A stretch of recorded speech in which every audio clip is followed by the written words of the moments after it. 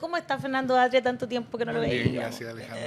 Hola, hola. Me he acordado tanto de tantas cosas que han pasado, de las conversaciones que teníamos durante, incluso antes, diría yo, que comenzara el proceso constituyente, cuando empezó a conversarse sobre tantos temas, ¿no? Incluyendo el Tribunal Constitucional y cosas que de repente han salido ahora último, ¿no? Y por eso siempre es un agrado conversar con alguien que sabe tanto de estos temas, de derecho, etcétera. Estamos a puertas de una votación y prácticamente como que no hay ambiente de voto. Hay muy poca gente que conversa, como que la gente de repente te dice como, oye, ¿por quién vaya a votar tú? Como así como no tienen idea quiénes son los candidatos, hay muy poco ambiente. ¿Cómo lo percibes tú, Fernando? No, es verdad eso, y eso es... Bueno, ¿qué va a pasar el 7 de mayo? No tenemos idea, ¿no? De hecho, yo diría, si hay una votación considerable, lo probable es que sea una votación, por así decirlo, causada con coacción. ¿Pero qué está haciendo Daniel? Daniel, Daniel, ¿quieres venir a conversar? Oye, pero yo pensé que era nuestro director. Micrófono porque Hazard no tiene un micrófono. Ah. No, ¿Pero sí, qué oye, estás tú haciendo? Además que entró como araña. Daniel, Era muy impresionante. no, Restando. ya había hablado mucho, Hazard, lo habíamos dejado sin micrófono y llegaste fue tú con el intencional. micrófono. Claro. Es tan interesante la conversación de ustedes que yo dije, no, Hazard también tiene... Nuestro nuevo tramoya, Daniel Sting. Aquí hacen de todo. Tal cual. Hoy yo me llevaba regio con los tramoyas. Le mando un saludo al viejito ahí. Hoy que me caen bien los tramoyas. Uno que no trabajaba en la red con nosotros. No es Stingo. ¿Cómo hacer Stingo? No es Un bien. saludo al viejito y salió justo salió Daniel. Bueno, estábamos escuchando en a estos Fernando tiempos Atria. de la restauración conservadora hay que reírse nomás. Exactamente. Usted puede dejar su pregunta, comentario para Fernando Atria al más 569-91010672. ¿Qué va a pasar el 7 de mayo? Yo creo que hay gente que ni siquiera sabe por qué tiene que ir a votar. Te voy a ser muy honesta. Sí, yo no me atrevo a hacer ninguna predicción, pero claro, uno pensaría que va a ser una votación, una elección con poca participación. Claro, la diferencia está en la amenaza de la sanción, ¿no? Ahí vamos a ver cuál es el efecto, diría yo, de la amenaza de la sanción. Pero Claro. no hay mucho más que decir respecto, creo yo, ahora de la elección del 7 de mayo, porque es una elección tan incierta, que ha aprendido tan poco. Y eso, por cierto, dice algo de lo que viene. ¿Usted tiene ¿Aprendió poco? candidato? ¿Eso tiene candidato ya? ¿Fernando ¿Yo? Atria? Sí. ¿O candidata? No, por ¿Candidata? supuesto, yo tengo candidato ¿Sí? desde el primer día. ¿Cómo no iba a tener candidato? Ah, Yo voy a muy votar bien. por Jerko Lubetich aquí en la región metropolitana, evidentemente. Bien. Aprovecha de pasar el Bueno, me dato. preguntaron. Sí, pues, está bien, obvio. Aprovechando de pasar el dato, porque Yo además también apoyo ya todos todo los lo- flyers que he visto en la calle son de candidatos de derecha. Es que lo que pasa es que, lamentablemente, esta elección, como bien argumentaba antes, se transformó también en una elección muy política y de castigo al gobierno, si eso está evidente. Creo que el momento que estamos viviendo, las tensiones por los temas de seguridad, por supuesto que también lo que hemos venido analizando, los continuos idas y venidas de parte del gobierno que lo dejan en una posición más débil en cuanto a sus convicciones, lamentablemente hacen de que se llegue a esto. Yo por lo menos tengo un piso, Fernando, y es no votar por aquellas personas que involucran temas que superan a una discusión constitucional en sus campañas. Porque eso es faltar a la verdad y acá se está haciendo de una manera desvergonzada. Bueno, lo que pasa es que, ¿qué es tema constitucional? ¿No? Por supuesto, este fue un punto que la derecha levantó contra la propuesta de la Constitución, que no es una Constitución, es un programa de gobierno, que se refiere a cosas que no son materia constitucional. Pero claro. en ninguna parte hay un canon de qué es materia constitucional y qué no. Claro, uno desearía, pero esto ya es una suerte de posicionamiento político frente a la noción de Constitución. Uno desearía que la Constitución lo que hiciera fuera configurar el proceso democrático y que en el proceso democrático se pudiera ir eligiendo una u otra opción. Dentro, por cierto, de ciertos rangos. Pero claro, ¿cuáles son esos rangos? Es una cuestión que es políticamente discutida. Yo creo, por ejemplo, que no corresponde, que es un abuso de la forma constitucional que la Constitución garantice la libertad de elección entre distintos tipos de sistemas de salud. Porque creo que el diseño de los sistemas de salud tiene que ser una cuestión que pueda discutirse políticamente. Creo que es razonable que la Constitución proteja el derecho a la vida, porque no creo que el derecho a la vida pueda ser una cuestión que deba discutirse políticamente en el día a día, ¿no? En fin, Pero claro, hay distintas posiciones respecto a eso. Por eso yo siempre consideré que esa crítica a la propuesta constitucional, de que es muy larga, se dedica a muchas cosas, era una crítica que, claro, en algún sentido uno podría decir que sí, pero que no iba al fondo del asunto, que no se refería a una cuestión importante. Entonces yo diría, vote por candidatos que reflejen su visión de lo que una constitución debe hacer. ¿Hay algunos mínimos que usted tenga, Fernando? En el sentido así como, a ver, si la propuesta, más allá de la votación del 7 de mayo, sino que posteriormente, cuando ya hay una propuesta de la que nosotros podamos decir apruebo o rechazo, ¿hay algunos mínimos que usted cree que deberían estar en esa propuesta para decir apruebo? A ver, yo ahí diría dos cosas. Primero, que esta no es una cuestión que esté en el momento cero. O sea, llevamos camino recorrido. Y ese camino recorrido ya ha producido efectos. Eso es verdad. Yo dije esto en una conversación con Fernando Paulsen y después me dijeron que estaba defendiendo la Constitución del 80, pero el hecho bruto es que los cerrojos de la Constitución del 80 han desaparecido, ¿no? Ya no hay quórums exagerados de reforma constitucional, ya no hay leyes orgánicas constitucionales que se aprueban con una mayoría exagerada, como fue durante los 30 años, eso se derogó. Y el Tribunal Constitucional ya no está interfiriendo políticamente en la decisión del día a día. Eso, creo yo, es consecuencia no de la habilidad de ciertos parlamentarios que presentaron la propuesta, que hablaron con gente, que convencieron por fin después de 30 años, no. Eso es una consecuencia de que lo que pasó en octubre del 2019 fue que el pueblo desahució la Constitución de 1980 y estamos viendo las consecuencias. Las consecuencias, entre comillas, positivas, como la eliminación de los cerrojos, y las consecuencias negativas, como que estamos en una crisis institucional profunda porque la Constitución que tenemos fue desahuciada. Entonces, yo creo que la discusión que viene tiene límites, tiene bordes. Y por eso creo que también esto de poner bordes en el acuerdo era un poquito ocioso, porque ya tiene bordes de antemano, y son bordes que no dependen de un consejo de admisibilidad, ¿no? Son mucho más reales que eso. Entonces, agregarle eso creo que tenía otro sentido del cual podremos conversar después. Los bordes son, obviamente... si te puedes poner un Perdón. poquito más frontal el micrófono, Fernando. Perdón. Eso ahí. Lo- Te lo Enfrentar agradezco un las montón. ideas tan Ahora sí. directamente como al micrófono. Los bordes, creo yo, los bordes políticos, los bordes reales, Exactamente. son, a mi juicio, evidentes. Por la izquierda, digámoslo así, permítanme la simplicidad, Claro, simplificar la- Por la izquierda, la propuesta que surgió de la convención. Es bien poco plausible pensar que de este proceso Va a salir lo mismo. se va a proponer algo que esté más a la izquierda Claro. que la propuesta que Casi salió de la imposible. convención. O sea, yo diría, mirándolo esto como analista, no como actor, Claro. yo diría, una propuesta que está más a la izquierda de la propuesta constitucional en la discusión actual es una propuesta, entre comillas, poco seria, que no No va a llevar para ningún claro. lado. Por otro lado, diría yo, es a mi juicio evidente que la nueva constitución no puede ser más neoliberal que la constitución que tenemos, ¿no? O sea, cualquier propuesta más neoliberal que la constitución que tenemos es igualmente poco seria. Entre ese rango, que es amplio, por supuesto, yo creo que se va a jugar la cuestión. Entonces, yo no diría, o sea, por supuesto, si ese rango cambia en el camino y si le sale una propuesta que es más neoliberal que la constitución actual, yo creo que esa es una razón para rechazar, evidentemente. Claro. Pero yo creo que eso hay que esperar.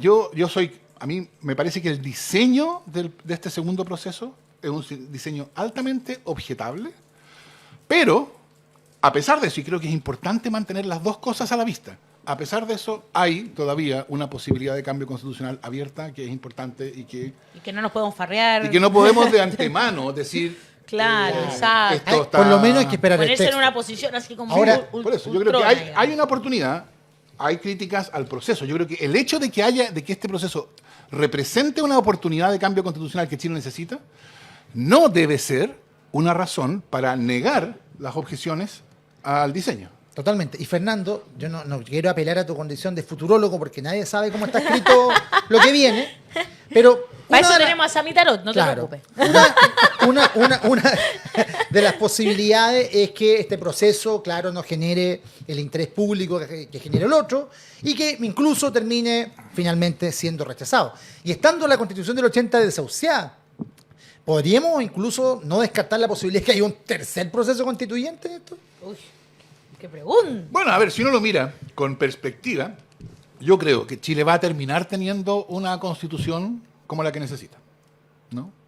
Porque las constituciones no son cosas que caen del cielo. Las constituciones son estables en la medida que dan cuenta de las sociedades a las cuales ellas se refieren.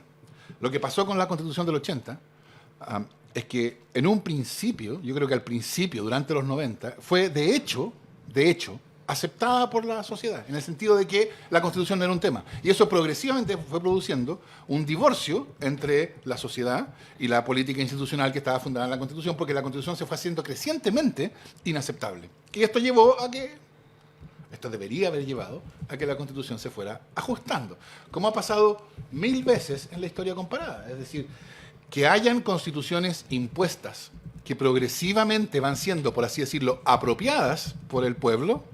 Eso es una cuestión que ha pasado 1000 veces. Mire usted el caso de paradigma del constitucionalismo contemporáneo, que es Alemania. La Constitución alemana fue impuesta por un poder de ocupación cuando el país estaba partido en 4 y repartido entre los vencedores de la Segunda Guerra Mundial. O sea, ¿qué mejor ejemplo de imposición que esa? Y sin embargo, como la Constitución de la Ley Fundamental de 1949 no era tramposa, no pretendía evitar que se tomaran decisiones transformadoras, pudo ir siendo ajustada. Eso es lo que no pasó en Chile. ¿Qué es lo que ahora, nuestra situación actual es que este largo proceso de deslegitimación de la Constitución del 80 fue también deslegitimación de la política institucional? Y creo yo que ahí está nuestro problema fundamental, porque la política institucional es la que necesita relegitimarse. La nueva Constitución es para eso, entre otras cosas. Pero yo diría esa es la cuestión fundamental, que produzca una política democrática relegitimada. Yo soy escéptico respecto de que una constitución como la que va a salir de este proceso logre producir una política relegitimada, que yo creo que era el efecto que la propuesta constitucional producía. De acuerdo. Pero sí puede crear condiciones para que bajo esa nueva constitución empiece a relegitimarse la política. Si la constitución no sale de este proceso, bueno... Pero si sale, se puede legitimar. Dios obra por vías misteriosas, ¿no? Entonces, Hoy que estamos católicos, o sea, cristianos. ¿Cómo va a ocurrir? Bueno, lo mejor es que ocurra de la manera prevista, acordada, conversada, etcétera. Se puede ir legitimando con el tiempo, o sea, en el fondo. Toda constitución, o sea, no toda, precisamente. La Constitución de 1980 no se fue legitimando con el tiempo. No fueron suficientes 30 años de práctica democrática bajo ella para legitimarla. Pero lo normal es que una Constitución sí pueda legitimarse con el tiempo. Perfecto. O sea, yo puse el ejemplo de la Ley Fundamental de 1949 alemana. Lo mismo podría decirse de la Constitución de Japón, también con un país ocupado, ¿no? La Constitución de 1925 en Chile, si uno mira el plebiscito, no fue particularmente democrático. Y había una promesa de asamblea constituyente y después resulta que se armó un comité de expertos solamente para discutir sobre ciertas cuestiones y terminó siendo la Constitución. Entonces, la Constitución de 1925 no fue una Constitución generada en un proceso participativo y democrático, ni siquiera con los estándares de la época. Y sin embargo, fue capaz de constituir una política que fue progresivamente apropiándosela. Entonces, lo digno de ser notado de la Constitución de 1980 es por qué la Constitución de 1980 no le pasó eso. Claro, no podría decir, no le pasó eso porque la dictadura. Pero yo creo que esa es una explicación que mira demasiado solo al origen. Yo creo que la Constitución de 1980 buscó, y esto está declarado por sus autores, declarado, si esto no es una cosa que yo haya descubierto así con un memo secreto, nada. Declarado siempre, la Constitución de 1980 buscó neutralizar el principio democrático. Lo llamaban, esta es la frase eufemística que usaban, está plagada de referencia a esta frase en la discusión de la Constitución del 80. Le llamaban, comillas, mitigar los defectos y males del sufragio universal. Cierre de comillas. Las mayorías circunstanciales. Entonces, claro, como la Constitución del 80 existía para neutralizar la política democrática, entonces, evidentemente, una política democrática neutralizada no fue capaz de ir produciendo la evolución que debería haber producido para que la Constitución pudiera ser legitimada, y entonces terminó estallando. Pero la Constitución es hija de su tiempo también, o cada Constitución, ¿cierto? Y hoy día vivimos momentos muy pendulares, donde pasamos de reivindicación de justicia social a ahora un momento populista y conservador. Entonces uno diría, no es el mejor contexto este. Y no sabemos si esto va a durar mucho tampoco, porque acá parece que, por lo menos en términos de temperatura social, estamos cambiando cada 2-3 años. Yo creo que las constituciones, en general, de nuevo, no se dan, o sea, casi uno podría formular una especie de ley.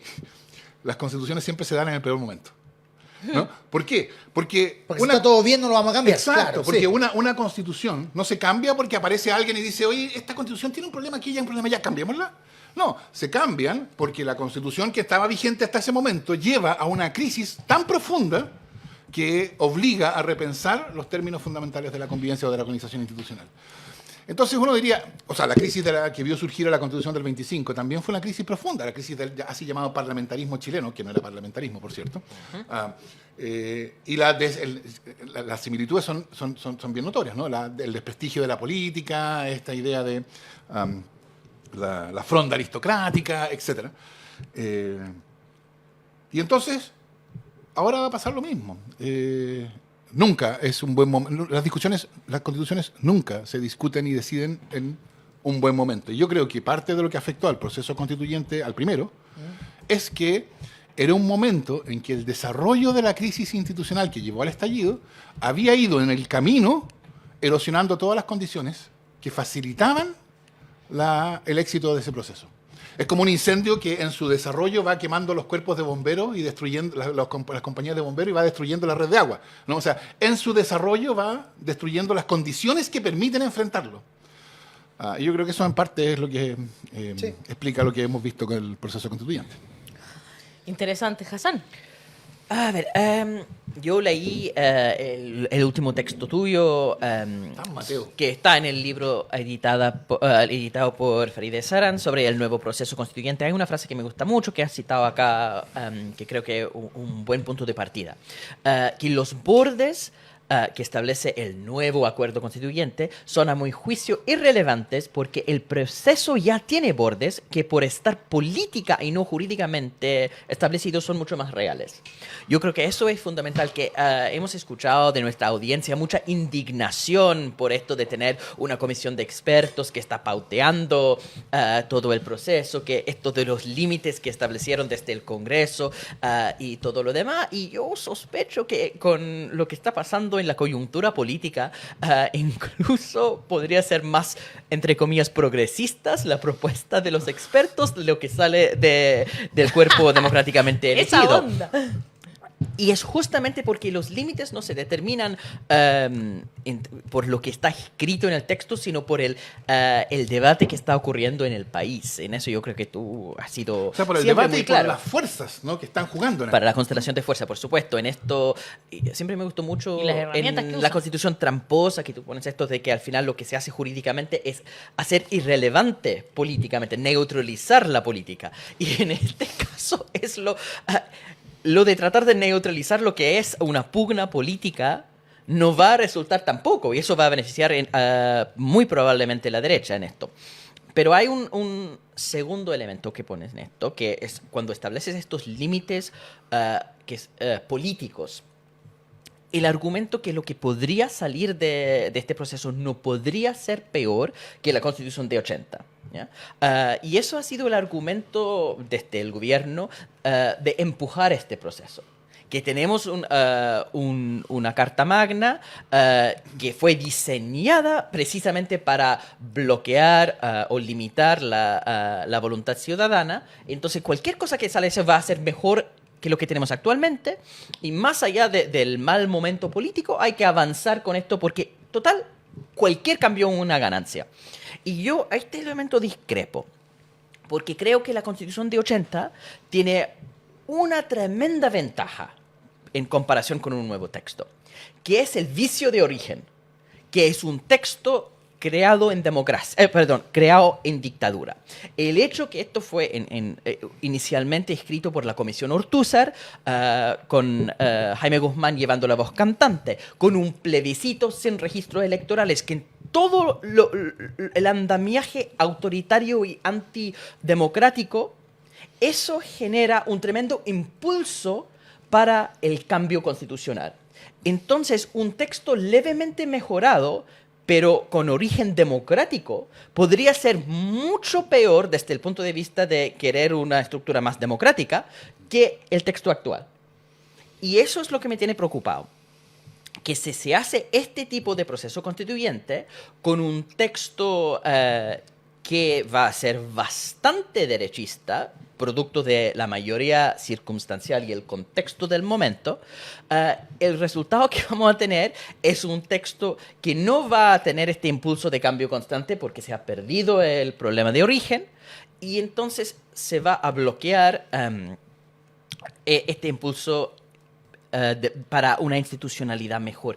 Yo creo que ha faltado en esto una buena reflexión acerca de la mala calidad de la deliberación pública, de las desigualdades en el debate. Estamos muy lejos de lo que Habermas llama la situación de discurso ideal, ¿cierto? Al final había un problema en la calidad de debate que tú describes también con ejemplos vergonzosos. Ricardo Lagos y Oscar Landereche, realmente vergonzoso la manera en que ellos hicieron campaña con información falsa. Ni siquiera fueron capaces de citar correctamente lo que estaban desmintiendo. Eso es un problema grave. Y no hemos, como país, masticado una votación basada en información falsa, una situación donde la buena calidad del debate público no se ha asegurado porque tenemos un problema de intervenciones de noticias falsas por redes sociales y una serie de otras cosas. Y estamos acelerando hacia un nuevo proceso constituyente bajo el argumento que total va a ser mejor. Y no me queda claro, puesto que va a tener este problema de dejar tener el impulso de cambio posteriormente. A ver, yo estoy en general de acuerdo. Gracias, Paulsen. Ese estuvo más largo que Paulsen Hassan hoy día. Fernando entendió la pregunta. Sí, obvio que sí.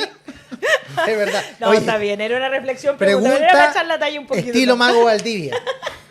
Sí, porque cuando está en su programa, Mago hace 10 minutos de pregunta. Pero está bien, ¿sí? está bien. Es que Mucho mejor es que lo tienen argumentada, congelado, entonces con más le cuesta. Por eso me solidez. sacaron el Claro. micrófono en realidad. Entonces ya es culpa de Sting. No, gracias, Stingo lo tiene No, de pero, vuelta. Fernando, tú estabas diciendo que estás de acuerdo con lo que Yo estoy Hassan de acuerdo. Yo plantea. creo que el hecho de que uno pueda decir ex ante, por cierto, o sea, primero, la política siempre a uno lo puede sorprender, ¿no? O sea, nada de lo que uno pueda decir de antes fija la rueda política, ¿no? O sea, siempre pueden pasar cosas. Uno dice, viendo la discusión constitucional como ha ocurrido hasta ahora, uno puede decir, esta es una discusión que razonablemente va a proceder entre estos dos márgenes. Pero claro, eso también depende de qué es lo que pasa el 7 de mayo, y depende de muchas cosas. Depende, por ejemplo, de cuál es la actitud que logra concitar la mayoría de la Comisión Técnica de Admisibilidad. Si la Comisión Técnica de Admisibilidad opera como el Tribunal Constitucional de Alóstica, ¿no? O sea, imponiendo rajatabla y unilateralmente una ideología política de la más desatada posible, entonces, por supuesto, todo el proceso constitucional se va a fracasar. Sí, Entonces, es posible, por cierto. pero poco probable eso. Bueno, es poco probable. Yo diría que es poco probable que salga una constitución. No diría eso ahora. Yo diría que hay que esperar y ver. Esa creo yo que es la situación. Esperar y ver y, por supuesto, y en intertanto opinar y etcétera, ¿no? Yo creo que mi impresión es que no vamos a tener esta nueva constitución. Es bien importante preguntarse por qué es necesaria. Sobre todo considerando lo que yo observaba antes, ¿no? Los cerrojos de la Constitución tramposa ya no están. Está bien, el Tribunal Constitucional podría cambiar en su integración y volver a ser un cerrojo, etcétera, pero Claro. yo creo que la razón principal es... Aquí hay un problema, porque la razón que en la discusión pública se invoca no es, creo yo, la razón real. Yo creo que la Constitución de 1980 no es un texto. Uno habla del texto constitucional, pero no es un texto. O sea, los defensores de la Constitución del 80 dicen, pero si el principio de subsidiariedad no está en la Constitución, muéstrame el artículo donde está el principio de Pues, subsidiariedad. claro. Y yo a eso siempre respondo como respondía a mi abuela cuando uno le preguntaba, ¿dónde está Dios, abuelita? Entonces uno abría un cajón porque no está aquí, abría el closet, no está aquí, no está aquí. Y entonces mi abuelita decía, Dios no está ni en el cajón, ni en el closet, ni en el dormitorio, porque está en todas partes.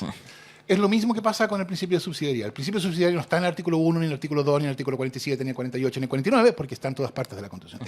Es el espíritu de la Constitución. Y ese espíritu está no en el texto, sino... Yo sé que esto no va a ser, no es lo más obvio desde el punto de vista público, pero está en el espíritu. En el espíritu, Claro. en la manera en que la Constitución se entiende, en la cultura jurídica y política que evolucionó bajo la Constitución de 1980. Ahí está el problema. Exactamente. El problema no está en las reglas formales. Las reglas formales se pueden cambiar como ya se han cambiado. Entonces, la razón por la cual una nueva Constitución es importante es porque es necesaria una solución de continuidad con esa Constitución.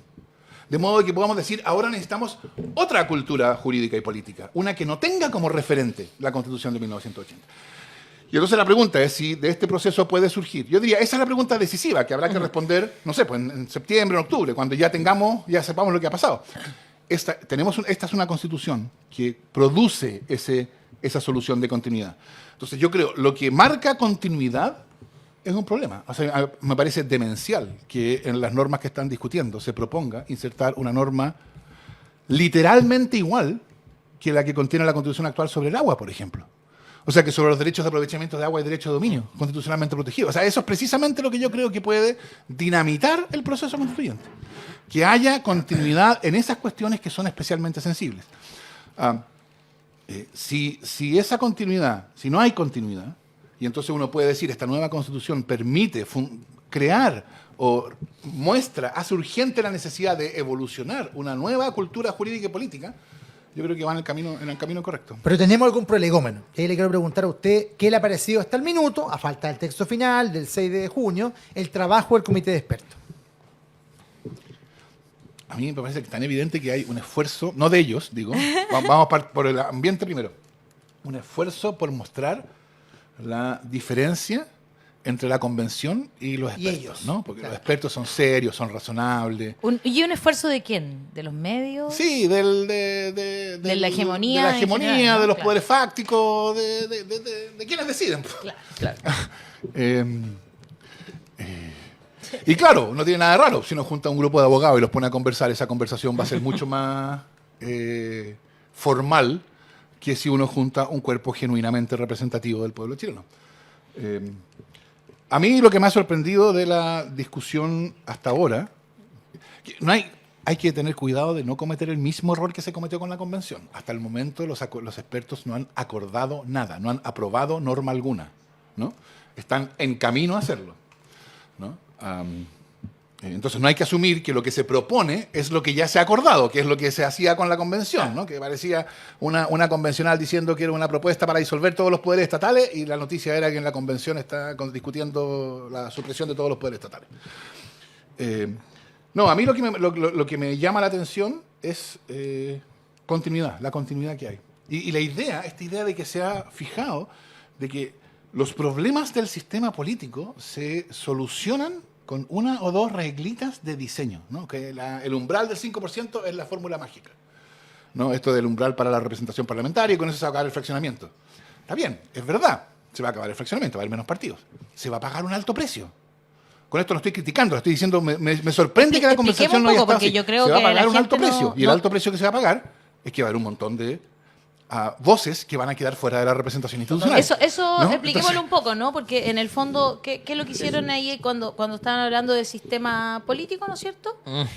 Una de las cosas que queda o que están proponiendo los expertos, porque eso es, ¿no? Esta propuesta de los expertos es que todos aquellos partidos políticos que no saquen más de un 5% no pueden arrastrar a otro candidato, ¿no? no tienen representación parlamentaria. No Eso no tienen me parece representación un problema. parlamentaria, salen del... O sea, Yo no estoy diciendo por que ejemplo, sea una Pamela Giles, que es una si mujer un que sola candidato saca un montón. no pertenece a una lista que a nivel nacional obtiene al menos el 5%, esa lista no elige ningún candidato. Ni siquiera... Aun cuando los Esta es candidatos una regla que individuales tienen Esta es una varios regla parlamentos que no son que malos. inventaron en Alemania después de la experiencia de Weimar. Que en Weimar, en la República de Weimar, hubo un Claro, fraccionamiento fue- feroz, entonces dijeron, esto tiene que ponerse el límite. Y está muy bien, si yo no estoy diciendo que es una mala regla. En la convención nosotros propusimos una regla de límites. No llegamos a 5%, porque 5% es bien duro. Igual harto, sí. Nosotros estábamos por 4%. Y lo que habíamos avanzado, estuvimos cerca de ponerlo, de tener éxito, pero al final no se llegó a acuerdo, era 3%, que es una regla bien baja, pero por lo menos Perfecto. sentaba al principio. Ahora, el precio de eso es un problema de representación, por cierto, y eso yo diría, discutámoslo, o sea que a mí me parece que en la discusión eso debería Claro. estar puesto, Eso. pero no lo está, o sea, estamos saltando en un momento, fíjense la cuestión, en un momento de deslegitimación de los partidos, estamos saltando a una regla que es la más beneficiosa para los partidos, que puede ser una buena regla, pero sin mayor discusión. Eso a mí me pasa con que si tuviéramos partidos políticos con mayor legitimidad, lo podría entender. O sea, Pero que me si pasa tuviéramos partidos que políticos con mayor legitimidad, todo sería distinto. Sí, pero Bueno. no es solo eso, hay que pensar en el sistema electoral en general. Esas reglas de umbral para entrar funcionan súper bien en parlamentos que son mucho más proporcionales. Claro. El ejemplo obvio es el parlamento israelí. El país es un solo distrito y se pone proporcional a la cantidad de votos que tiene cada partido, sin ningún tipo de representación territorial. En ese caso, tener un límite de 5 o incluso más tiene mucho sentido porque el umbral es muy bajo para entrar. Cuando uno tiene representación territorial que distorsiona mucho, esa regla es un problema. es lo que tenemos nosotros. Bueno, uno necesita Que es algo ahí- que no está debatido Uno ahí. necesita ahí un Perfecto. sistema de nuevo. Esto también, esto está todo pensado. Claro. Si la verdad es que Si no aquí está- no hay mucho no que es- no inventar. estamos descubriendo la Esto pólvora, también ya. lo inventaron Claro. los alemanes, que es un sistema mixto. Proporcional. ¿no? Que Sí, apoya- diputados que se eligen territorialmente y diputados que se eligen nacionalmente. Entonces, el punto no Interesante, es, qué creo yo, interesante. a mí lo que me sorprende no es que se esté avanzando en esta dirección, que me parece hasta cierto punto razonable. Y como decía, nosotros también impulsamos esto en la convención. A mí lo que me sorprende es que es la unilateralidad de la discusión al respecto. Perfecto, lo entiendo perfecto. Marcelo Cartagena dice, ojo que nuestro público está muy crítico, por supuesto, de este proceso y ustedes pueden mandar sus audios también al más 569-91010672. Marcelo Cartagena dice en YouTube, ya basta de todo en la medida de lo posible. Este proceso prediseñado no cambiará nada, solo perpetuará el modelo abusivo con la complicidad del gobierno y cooptado por la derecha. Bruno Rodrigo dice, hay que ver qué tal es esta nueva, si no sería rechazar nada más, hay que verlo. Iván Sandoval Boris dice, los 12 bordes constitucionales que consagran el Estado subsidiario y la propuesta del Comité de Expertos que consagra la privatización del agua son suficiente antecedente para anular. Anilú Herrera dice, nadie me representa en esta votación. Eduardo Flores Cisternas, lo único que hay que no hacer es anular, ni votar por la derecha. Sotelio dice, ¿por quién está desahuciada la Constitución del 80? Si los medios, la élite social, política y económica la siguen validando y normalizando en todo sentido, aún siendo una minoría. Esteban Opaso dice, pero pensar en que no va a ser peor que la Constitución del 80 no es un conformismo concertacionista noventero. Paula Viano dice, yo no sé si ir a anular o justificar mi inasistencia. ¿Cuál será la opción con mayor incidencia política? Feña U de Uribe dice, pobre Atria, confía en las leyes. La derecha es conocida por hacer frases lindas que dicen lo contrario. Esa constitución será así. Hay harto escepticismo Mucho. con el proceso, Sí. exactamente. Hay Y un mucho escepticismo hasta escepticismo. cierto punto enteramente justificado, creo yo. Porque yo creo que las características, y aquí vamos a la otra parte de lo que no hemos hablado, ¿no? Las características del proceso que se diseñó, las características del diseño, son características bien objetables que descansan en la idea de que los problemas de la democracia no se solucionan con más democracia, ¿no? O sea, en algún sentido descansan en el principio básico del despotismo ilustrado, todo por el pueblo sin el pueblo. Todo eso es verdad, ¿no? Por eso yo lo que decía al principio, yo creo que uno no debe matizar la crítica al diseño porque ve en el diseño, en el proceso que viene, una oportunidad. Hay que mantener las dos cosas al mismo tiempo. Es un diseño criticable, pero abre una oportunidad, ¿no? Y respecto de esto de, a ver, algunas reacciones, que no me quedé con los nombres y no tenía papel para anotar, así que lo siento, no van a ser nominativas. La verdad es que yo no entiendo qué quiere decir el que dice yo voy a votar rechazo. Está bien, uno puede decir ahora voy a votar rechazo, pero eso quiere decir que eso es una posición de alguien que no está dispuesto a... Estás prejuiciado sobre el proceso. Pero Está viendo los límites No le que gusta el establece el proceso. proceso. Dice que Claro. no puede salir algo Está bueno bien, de pero esto si está... la mejor refutación de eso sería que saliera algo bueno, ¿no? O sea, Claro. y eso evidentemente, supongo que la persona que dice eso no se niega a la posibilidad, solo cree que es improbable. Está bien, entonces uno puede manifestar hoy día, es improbable que de esto salga algo bueno y por lo tanto lo probable es que yo vaya a votar rechazo. Está bien. Claro. Pero eso evidentemente es un juicio que tiene que ser sensible a lo que va pasando. Segundo, parte de esta discusión ya la tuvimos, porque esto que se dice de que las bases constitucionales determinan el contenido de la Constitución a un nivel con menor intensidad, por cierto. También lo tuvimos para la Convención Constitucional cuando se dijo que el respeto a los tratados internacionales protegía el modelo neoliberal porque eso implicaba el respeto veras. a los tratados de libre comercio, etcétera, ¿no? Y no fue así. No fue así. Entonces, el punto es, esas bases van a tener que ser interpretadas políticamente. En la medida en que el Comité Técnico de Admisibilidad no se meta. Claro, porque si el Comité Técnico de Admisibilidad se mete a hacer una interpretación política, a la aróstica, como decía yo, Sí. y entonces a intervenir en la discusión y a forzar que la discusión vaya hacia una constitución neoliberal, bueno, por supuesto que eso tiene el potencial de hacer a fracasar el proceso completo. Pero en la medida en que eso no ocurra, entonces yo creo que hay que esperar y ver, ¿no? Yo creo que es muy importante, por ejemplo, precisamente para marcar esa solución de continuidad con la cultura política jurídica de la Constitución del 80, es muy importante que la nueva Constitución consagre, cosa que aparentemente va a ser, el Estado social y democrático de derecho. Claro, eso es una fórmula, está bien, pero es una fórmula que tiene la potencialidad de tener un efecto irradiador hacia toda la Constitución. Sí, es A verdad. ver, quiero volver al punto bien importante que dijiste sobre la palabra subsidiariedad. Porque en la Constitución de 80 no está la palabra subsidiariedad y tampoco está la palabra neoliberal. Entonces, ¿por qué uno dice que la Constitución de 80 es una Constitución neoliberal? Porque en contexto donde una dictadura a sangre y fuego instaló un modelo neoliberal. Crearon las ISAPRES, crearon las AFP, privatizaron los servicios sociales, etcétera, etcétera. Después tener un andamiaje institucional que bloquea cambios implica que está protegiendo ese modelo. La pregunta relevante acá es si un nuevo texto constitucional va a posibilitar cambios o va a bloquearlos. Si la estructura democrática que se genera cambia, como dijiste, la cultura política del país o si lo mantiene. Y ahí está donde yo insisto que esto es bien preocupante. Porque más allá de la intervención del comité de expertos o más allá de lo que podría ser por los límites que son jurídicos en el texto, el problema acá es que vamos a tener una conversación muy marcada por los poderes fácticos Esa que es otra ganaron el cosa 4 de septiembre. sí, Entonces, o sea, ese punto es muy importante.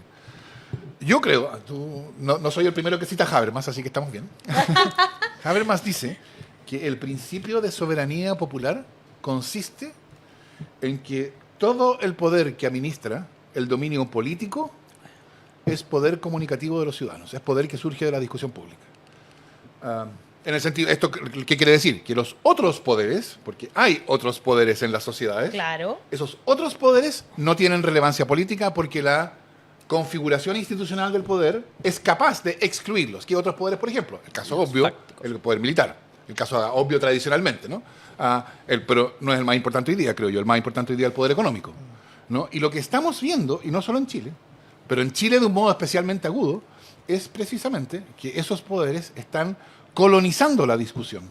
Y entonces están haciendo que en la discusión no se produzca poder comunicativo, que es el poder que surge de la deliberación pública, y lo que se produce en vez es poder comunicacional, poder de manipulación comunicacional, que es puro poder fáctico traducido en comunicación, ¿no? Es el mismo poder fáctico que se usa cuando se financia en campaña. En vez de financiar, o se compran leyes, en vez de comprar leyes se financian campañas de publicidad o campañas de comunicación destinadas a tergiversar, Es en fin, lo que a hemos servir vivido todo intereses este particulares. Cualquier relación con la realidad Sí. es pura coincidencia. No es pura coincidencia. Claro, no, para nada. Esa, diría yo, ese punto es, en mi opinión, el desafío global principal que enfrenta la democracia. Y en Chile estamos especialmente mal preparados para eso, porque resulta que uno puede comentar, por ejemplo, podemos discutir sobre cuál fue el rol que tuvo Cambridge Analytica en el Brexit, por ejemplo, o en la elección de Trump. Eso es una discusión permitida. Pero ¿cuál fue el rol que tuvieron las noticias falsas en la elección, el plebiscito del 4 de septiembre? Esa es una discusión prohibida. Porque Una si uno herejía para algunos. Exacto. porque si uno sugiere esa discusión, entonces la respuesta es, no, es que eso es ningunear, eso es tratar de tonto al votante. Nótense, la respuesta no es que lo dicho Esto es es falso, falso. claro. La respuesta es que sea verdadero o falso, es inaceptable decirlo. Y eso nos pone en la peor condición, porque ni siquiera podemos hablar de eso, que es el principal desafío que enfrenta la democracia en el mundo. Y que además hay detrás de eso una cantidad de dinero muy Que eso importante mismo, y que no por se toma en cierto, consideración. El hecho de que esté excluida esa discusión es otra manifestación del poder comunicacional que se presenta como si fuera poder Exacto. comunicativo. Y Es verdad. Estos son la los límites comunicación. reales del proceso constituyente. Pero esos son Claro. límites, está bien, pero esos no son Pero esos límites, son los límites del que, país. que son Claro. consecuencia de lo que está en la Constitución. Esos son los límites de la política. Ahora, hay que, por otra parte, no es que en Chile tengamos poderes fácticos que no existen en ninguna otra parte del mundo. El principio Son los democrático mismos. en su avance siempre se ha enfrentado a esto. En todas partes se ha enfrentado a esto. Entonces no es nada nuevo. Claro. Claro, lo que hoy día es preocupante, en mi opinión, son las enormes capacidades que dan la inteligencia artificial, la enorme cantidad de información individualizada que se ha acumulado a través de aplicaciones como Facebook y que pueden ser explotadas por compañías como Cambridge Analytica y que se explotan, no en beneficio de la discusión pública, por cierto, se explota en beneficio de De quien paga intereses por ellas. particulares. que pagan por eso. Pongamos, Por eso yo creo que pongamos un ese- ejemplo de acá, la productora Rebaño, Claro. que hacía Bueno, esos bueno, esos clips, esos esas clips publicaciones. el punto, que nos yo creo ridiculizaron que a todos los que estamos aquí es sentados bien en algún importante momento. darse cuenta de que eso es nuevo y eso va a ir creciendo geométricamente. El poder que dan esa información, esa capacidad de manejar esa información, más data y todo eso, eso no es que llegue a un tope, ¿no? O sea, esto va a ir creciendo porque geométricamente. ha demostrado Imagínate la que tiene inteligencia resultado artificial eficiente. a lo que ha llegado ahora. O sea, hoy día vemos al tenemos Papa vestido de... chat GPT. GPT. O Claro. sea, ¿cómo va a ser en 5 años más? ¿O en 3 años Ya, más? ¿O en entremos- un año más? Entremos en Yo tengo esto una duda. perdón, que Sí. quiero llevar la conversación hacia ese lugar para que analicemos, que no lo hemos hecho aquí en el programa, un poco también la franja. Porque la franja no solo entra a través de la televisión, que la ven ciertas personas, ¿verdad?, de cierta edad, de 55 para arriba, por ahí, en general ven televisión abierta. Igual ha tenido hasta 36 puntos de rating, que es muchísimo donde ya la gente ve poca tele, pero también se transmite a través de redes sociales y se envía a través de WhatsApp y todo eso que... Y de verdad, a mí, ustedes me van a disculpar, pero yo lo voy a decir, es que de verdad me parece una vergüenza la franja. Una vergüenza en términos de contenido, en términos de lo que se hace, o sea, de la factura. La factura de la derecha es espectacular. Más allá del contenido que yo muy bien hecha. no comparto en nada. Pero para el momento que estamos viviendo ¿Te es refieres a esos spots en fantástico. blanco y negro de los que hablaban de amor? No, pasamos de eso a una cuestión que está mucho más elaborada y que va específicamente al Chile de hoy, que seguramente va a quedar atrás mañana. De verdad, o sea, estamos hablando de ellos, Chile seguro, vota seguro. ¿Qué quiere la gente hoy día? Seguridad. ¿Qué le damos? Estos eslogan, porque no es nada más que eso, que dicen que con nosotros van a encontrar la seguridad. Y que es un tema que de verdad como que poco y nada tiene que ver con la Constitución, entendía. Yo al menos no sé si estoy muy perdida, Yo creo, Fernando. sí, sí. No sé si la has visto y qué te parece. Poco la he visto, así que no soy el mejor interlocutor para esta conversación. Pero lo que he visto... sí, Pero se yo- acabó el amor. ¿Ah? Te garantizo que se acabó el amor. Ahora todo es desastre. Y Y ponen, a, ellos la solución. Claro. y ponen a gente directamente. Ponen así a Giorgio Jackson, a Mike Torsini, directamente. Y nosotros respondemos con una cosita así como, ay, pero mira que nosotros que tenemos tu derecho a la educación, tenemos tu derecho... Claro, cosas que ya no, como que... cosas que ya en no vez de resultaron. atacarlos directamente, decir, la seguridad no tiene que... No sé, es como que da rabia. Como que no estuviéramos tomando esta conversación en serio. Eso es lo que me pasa. Bueno, es que yo creo que cuando entramos a discutir las posibilidades comunicacionales, estamos enfrentando a un poder inconmensurable. ¿Sí? Así es. Es verdad. Pero ahora es tengo que una ese duda. poder- Perdón, porque quiero llevarle un poco lo que ha sido la discusión de este panel durante la última semana y que es una discusión que también se está dando en el mundo del progresismo y de la izquierda. Ya me recuerdo yo que después del 4 de septiembre apareció una columna de Alfredo Joañán y otros personeros del Partido Socialista que hablaban de que esta izquierda identitaria que absorbía los intereses de todas las minorías ya no tenía sentido, que había que volver a los principios elementales. A algunos les pareció una locura, qué culpa tenemos las minorías, decían, para ganarnos esta exclusión. La otra vez, a donde tú estuvo sentado, estaba Rita Segato, que es una feminista notable, que inspiró las tesis, y decía más o menos lo mismo sobre el feminismo. Creo que el feminismo identitario le está haciendo daño al verdadero feminismo, debemos volver a las causas generales. ¿Cuál es su opinión? Gran tema, Rodrigo, gran Sí, tema. tremendo. Y yo tengo una posición que no me va a hacer muy popular, yo creo. Yo creo que, bueno, en el artículo que mencionaba Hassan, en este libro editado por Farideh Serán sobre la derrota, yo ahí digo que yo creo que una de las razones que explica el resultado del 4 de septiembre, una, por cierto, ninguna cosa importante tiene una razón, una causa, pero una de las razones que explican es que la convención se entendía a sí mismo como la primera posibilidad de los excluidos de siempre de decidir. Pero entendió, y yo creo que esta es una característica de la política actual, de la manera en que pensamos la política, que en sus orígenes tiene sentido, pero que tiene consecuencias problemáticas. Entendió que es lo que yo llamaría una política performativa, porque entendió que para que la nueva Constitución fuera de los excluidos de siempre,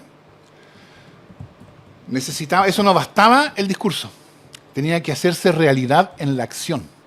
Y en la acción de la Convención, eso lo que significaba es, esta Constitución va a ser una Constitución de los excluidos de siempre, lo que exige que los incluidos de siempre estén excluidos, ¿no? Y entonces la Convención se preocupó de excluir a los incluidos de siempre. Con esto yo estoy narrando, no estoy juzgando. Claro. Y los incluidos de siempre son, el poder económico, por cierto, los incluidos de siempre son los que deciden siempre. Son los que han tenido una posición política en el pasado que les da como título a tener una opinión. El presidente Lago es el caso más evidente. Claro. Y los columnistas oficiales que opinan, los cientistas políticos, los académicos que creen que su voz, porque ellos conocen, porque ellos saben, tiene que ser. Entonces, al excluirlos a todos ellos como una condición de demostración de realidad de que la Constitución era de los excluidos, entonces la Convención se armó una galería de enemigos que terminó siendo decisiva. ¿Por qué digo esto en respuesta a tu pregunta? Porque yo creo que esa idea de que yo decía puede ser descrita como política performativa, tiene un efecto extraordinariamente problemático. Porque la idea es, las mujeres hablan de feminismo. Lo que le da realidad al discurso feminista es que es un discurso de las mujeres. Los hombres no tienen título para hablar de feminismo. Nadie lo dice tal cual así, pero en el fondo claro. Eso, ¿no? Los mapuche hablan de los mapuches. Que los huincas hablen de los mapuches es una forma de colonialismo, ¿no? Las personas con discapacidad hablan por las personas con discapacidad. Entonces, el problema no es, creo yo, que hayan demandas que dan cuenta de experiencias concretas de injusticia, discriminación, etc. Ese no es el problema, porque eso ha sido siempre la política. El problema es que antes esas demandas se articulaban con otras, pero para que puedan articularse con otras, es evidente que, otros tienen que también hablar de ellas. Deben dialogar. Tienen que estar legitimados para hablar de ellas. Que la protesta feminista, la demanda feminista pueda ser incorporada dentro de un discurso que incluya... Universalista. Que hable algo del problema del agua, o del problema mapuche, o del problema del Estado social. Y entonces eso quiere decir que no solo las mujeres pueden hablar del feminismo, y no solo de feminismo se habla de feminismo, ¿no? Que el feminismo es tomado, es articulado junto con otras. Y digo feminismo como podría estar diciendo cualquiera otra de esas. Y también, yo soy consciente de esta discusión de que cómo va a ser el feminismo una identidad si son más del 51%, 50%. El punto no es ese, el punto es más que identitarias, yo hablaría de demandas que surgen de experiencias de discriminación, injusticia, arbitrariedad, en un momento de política performativa, que lo que le da realidad a esas demandas es el hecho de que solo quienes sufren, solo quienes han sufrido esas experiencias, tienen título para hablar de ellas. Y eso lo que impide es la articulación de esta pluralidad de demandas en un proyecto político. Porque ese proyecto político apela a todos. Entonces, claro, puede llegar un cientista político y decir, debemos tener un discurso universalista. Ya, está bien, debemos tener un discurso universalista. Debe haber justicia en el mundo, sí, claro. Claro. Sería todos buenos que fuéramos todos simpáticos, sí, por cierto. ¿Cuál es el punto de la amables? Sí, o sea, cuando uno se pone a predicar sobre qué sería bueno y qué sería malo, no va a haber mucho desacuerdo. El punto es, ¿cuál es la conexión entre las condiciones sociales y políticas de un discurso universalista y la realidad? Perdón, ¿cuál es la conexión entre un discurso universalista y la realidad política en que ese discurso tiene que cuajar? Y yo creo que esta percepción, esta idea performativa es lo hace, no quiero decir imposible, porque ya decíamos que en la política nada es algo que puede estar excluido, pero lo hace extraordinariamente difícil. Y yo creo que eso fue también parte del problema, de toda la discusión que se suscitó a propósito de la convención. Miss Ivana Ramírez dice, hay escepticismo, votaré por el consejero por lista Unidad para Chile, espero tengan poder los consejeros. Paulina Guerrero dice, el 68% al rechazar nos negaron a todos recuperar los derechos sociales. ¿Qué hacer ahora? Mantener la esperanza y perseverar, escoger a los de izquierda como constituyentes. Big Fan dice, llevamos desde 2011 luchando por educación gratuita. Fernando Atria estaba por una asamblea constituyente. Nos metieron en una convención y ahora quedamos con un consejo. Nos tienen pal hueveo. Eli Acevedo dice, estamos más Bueno, divididos que digamos, nunca. fuimos derrotados el 4 de septiembre. Sí, po.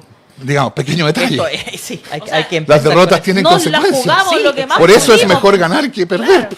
Eli Acevedo dice, Mejor ganar estamos que más perder. divididos Gran que nunca lección. y eso es lo que busca esta votación. Sí, y como también al final yo quería, que me pareció ya de un nivel de, el chiste se cuenta solo, Osandón pidiendo que el gobierno haga campaña para esta Una elección. campaña informativa que da en lo clave de lo que pasó. con Ahora esto. sí, ahora quieren que se Era intervencionismo. informe. Ahora Conociendo cómo ha informativo. sido el gobierno en temas comunicacionales, capaz que lo hacen. O sea, a ese nivel hemos llegado. Yo creo que si uno pone en términos teóricos entre algo tan de izquierda como es el concepto de la correlación de fuerzas, ¿no? Del momento, de los poderes fácticos que ponen límites, o algo tan de derecha como Vázquez de Mella, ¿no? Que habla del sufragio universal de los siglos, que al final que son esos mismos límites que se establecen los poderes fácticos por tiempos inmemoriales. Incluso en los dos casos se reconoce que hay momentos de ruptura posible. El poder hegemónico existe, pero hay un efecto anti-incumbente. Por ejemplo, con el desastre de problemas de delincuencia en Chile, debilita a la izquierda. Porque Gabriel Boric está gobernando. En Ecuador, Guillermo Lasso está pasando las penas del infierno, siendo un derechista que está mandando el ejército a las calles, pero la derecha está pagando por el problema de delincuencia. Entonces, hay un efecto anti-incumbente que da mucha fuerza a veces a abrir esos espacios. También está el momento político dado por el control de los medios de comunicación que a veces se abren. Yo creo que en esto, si uno piensa en la táctica, estamos avanzando en un proceso constituyente en el peor momento posible. Yo realmente sigo sin entender este apuro de avanzar con este proceso, que es elegir el peor momento para dar la batalla. Bueno, sigo escéptico. Eso, ahí yo creo que estamos todos de acuerdo contigo. Yo no habría nunca hecho esto de inmediato, ¿no? Porque tampoco, no sé para dónde vamos. Pero en fin, así, ahí está. O sea, yo el quiero señor- simplemente decir que todo eso es verdad, pero Es verdad. es grave para un país no tener constitución. Totalmente de O sea, acuerdo. nosotros estamos viviendo en un país sin constitución. Y lo que eso implica, esto no es una cuestión puramente teórica. Pero tenemos una, pues, No, La no del tenemos, ese es el 80. punto, no tenemos constitución. No, o sea, ¿en qué se nota que no tenemos constitución? ¿Recuerdan cuando Piñera, cuando los diputados, el presidente de la Cámara decía, yo sé que este proyecto es inconstitucional, pero lo vamos a discutir igual? Sí. Ya, ¿y eso El qué parlamento producía? de facto. Claro, cuando se hablaba de parlamentarismo de facto, ¿qué se está diciendo? Bueno, la organización institucional en realidad no es la que responde a la Constitución, es una que se ha ido, bueno, armando en el camino porque tiene que seguir habiendo algo. Claro. Entonces, el problema de eso, la razón por la cual esto es grave, es porque el poder institucional, cuando no hay Constitución, se debilita, se hace cada vez más débil. Yo creo que uno debería preguntarse, ¿recuerdan ustedes cuando fue el acuerdo del 15 de noviembre? Los Ajá. críticos del acuerdo decían, este acuerdo tiene 3 problemas, porque la convención se va a elegir como la Cámara de Diputados. ¿Se acuerdan o no? Sí. Y entonces no va a haber independientes, no va a haber escaños reservados y no va a haber paridad. Y mágicamente, en los meses siguientes, todo eso se Hubo de solucionó. O sea, uno podrá opinar que los escaños no fue la mejor manera, ese es otro tema. No, pero todo se solucionó. Y entonces la pregunta es, ¿cómo fue que se solucionó todo esto? Que no había, en estas 3 materias no se había avanzado nada en 30 años y así en meses todo se licúa y todo se hace posible. ¿Por qué? Porque yo creo que un poder institucional tan extraordinariamente débil como el poder de nuestra política institucional no tiene fuerza para oponerse a las demandas que se le formulan. Es como una pluma al viento. Entonces, si pasa un hecho dramático, como que muere un carabinero, bueno, el viento corre para ese lado y la política institucional va para allá. Si mañana lo que tenemos es algún otro hecho dramático de signo contrario, bueno, el viento podría correr perfectamente para el otro lado. Y entonces, eso, tener una política institucional sin ninguna capacidad real de iniciativa, y esto afecta al gobierno, etcétera. La oposición la goza, por supuesto, porque es oposición, eso es lo que tú decías, ¿no? Pero tener una política institucional sin ninguna capacidad de reacción, pero no por su incompetencia propia, sino porque la institucionalidad está delegitimada. El poder de la institucionalidad le viene de la legitimación social que tiene, no de que esté escrita en un papel una norma que diga que puede hacer cosas. Y es peligroso. Eso es grave para Chile. Entonces está bien, no es el mejor momento, es verdad, pero por otro lado tampoco uno puede decir, mire, Chile tendrá una constitución de aquí en unos cuantos años, porque de ahí le vemos. Ay, bueno. Que la incertidumbre del interregnum sí es siempre un peligro, pero cerrar eso con un mal acuerdo puede generar un problema para décadas después. Paulina R. dice, la verdad es que perdimos todos. Julio César Viveros dice, Fernando Atria, mis respetos a su intelecto. Y Claudio Pizarro, se supone que en la derrota se aprende y pareciera que en la derrota quedamos en el suelo. Interesante. Un abrazo Muchas para gracias. todas y todos. Fernando, muchas gracias por estar con nosotros aquí hoy día en Un este gusto, programa. como siempre.